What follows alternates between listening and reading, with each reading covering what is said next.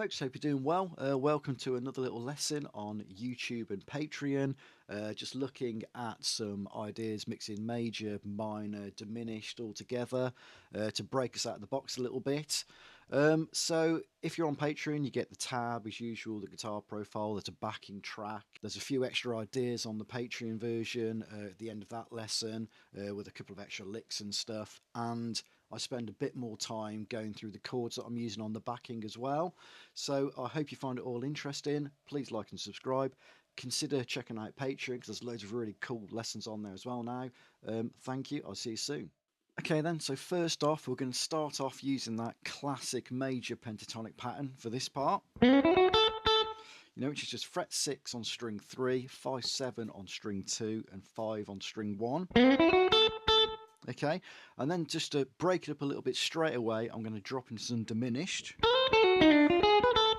Okay, so what I'm doing here, I'm using this pattern which I use a lot. You've probably seen it on Patreon quite a lot. 8 on string 1, and then 10, 7 on string 2, and then 8 on string 3. And what I'm doing there, I'm playing the first note, I'm actually doing a pull off on the second string.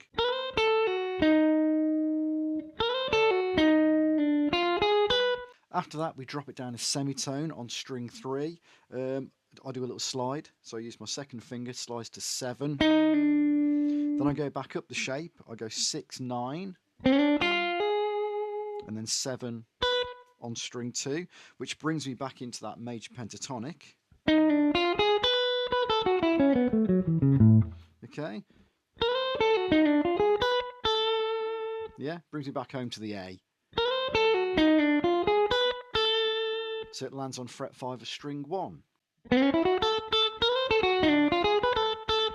So that's our first lick.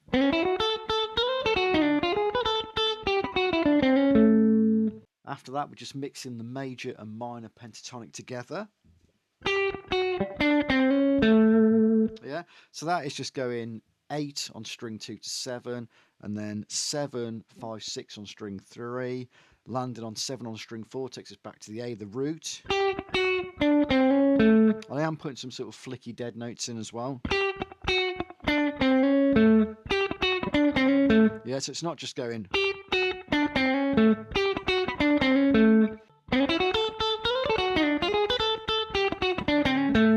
So after that, we're going to the 4 chord, which is the D, and I'm just doing a bit of an arpeggio really, just mixing like the D7 arpeggio, and I think there's a 6 in there as well. So what we have then, yeah, so that is just fret 7 on strings 2 and 3, so you're going to go string 3 to 2, to 10 on string 2, and then just go 7, 8, 7, back to 10, okay?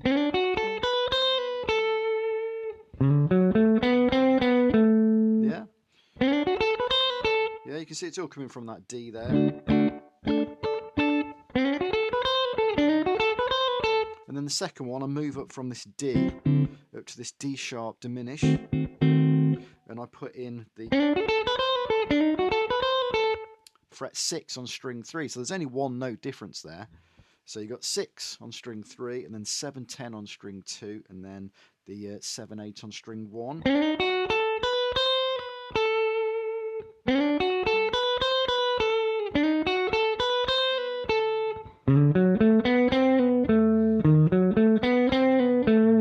You see, it's the same note, it's just one note different as it climbs up.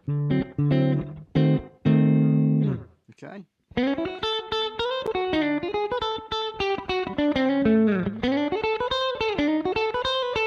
Okay. After that, we move back to the 1 chord, which is A, and we have this lick.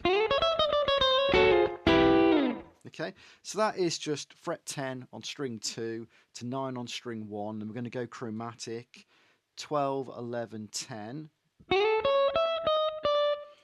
and then go 9, 8, 9.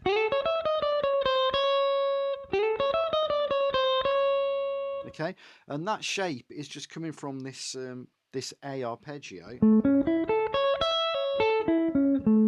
know, you picture the top end of this.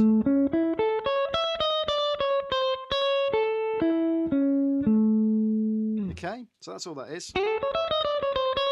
Okay, after that, we've got this A6, so we've got 9, 10, 11, and we just drop it down, you know, semitone, and again, get a bit of trem on there. Okay, so yeah, you know, still the same thing as doing your 6 down there. From there, we move to the 5 chord, which is the E. Yeah, and we put some diminished stuff in again. So once again, I'm going using my E arpeggio here. You know, I'm sort of with these things. I sort of picture. I just tend to always mix the 7th and the 9th together. You know, I sort of treat it almost as the same thing, really. So we've got 7 on string 5, which is the root of the E. Then we go 6, 9 on string 4, and then 7, 9 on string 3. And just come back to 7, 9 on string 4. You know, and that's just the arpeggio, the lick. Coming across, you know, that. Okay. From there, we go diminished. We take that E7 or the E9 or whatever you want to play underneath it, and we just raise it. We make it diminished again. So we're going to go with fret 8. Okay, and we're going to obviously then, the solo will obviously play to what we're doing in the background. Okay. Yeah, so we're going to play to those chord changes, yeah?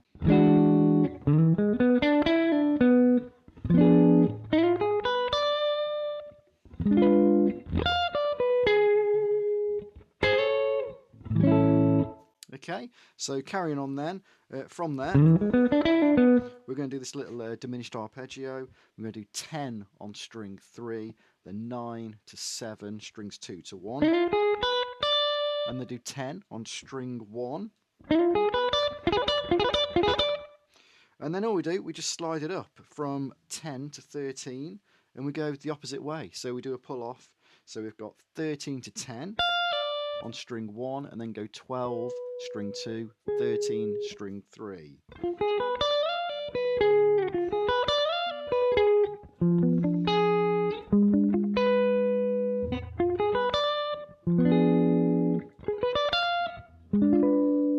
Okay.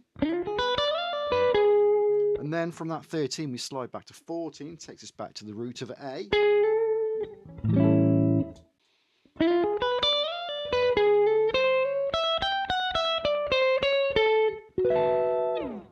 Okay, so we're back on the 1 chord again. So from that 13, we slide to 14. Okay, back onto the root. And then I just go 13, 14 on string 2. Then 12, 15, 14. Back to the 12. And then just go string 2, 15, 13, 14.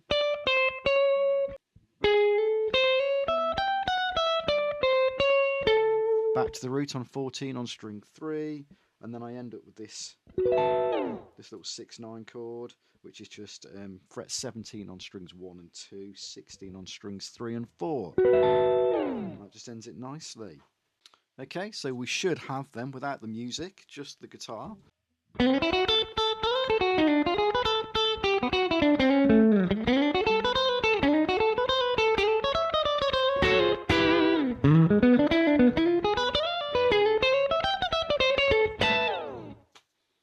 Okay, and that is it. So one of the things we need to remember on this occasion is I am moving out of the box, but I've also made the chords on the backing track move as well. So, you know, it's not just a case of going 1, 4, 5.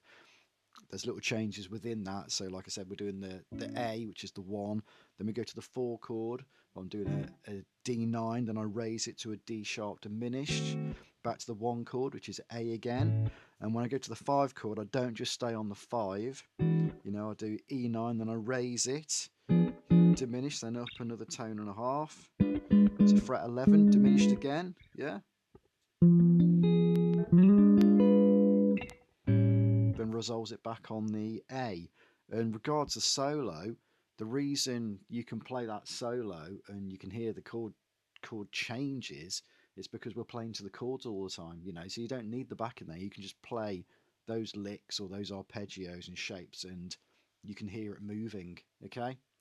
So what I'm going to do now, if you're on Patreon, we're going to do this lesson a little bit longer. I'm going to do some extra little ideas here, which I didn't put into the solo. So let's have a little go at this. If you're on YouTube, I'll see you soon.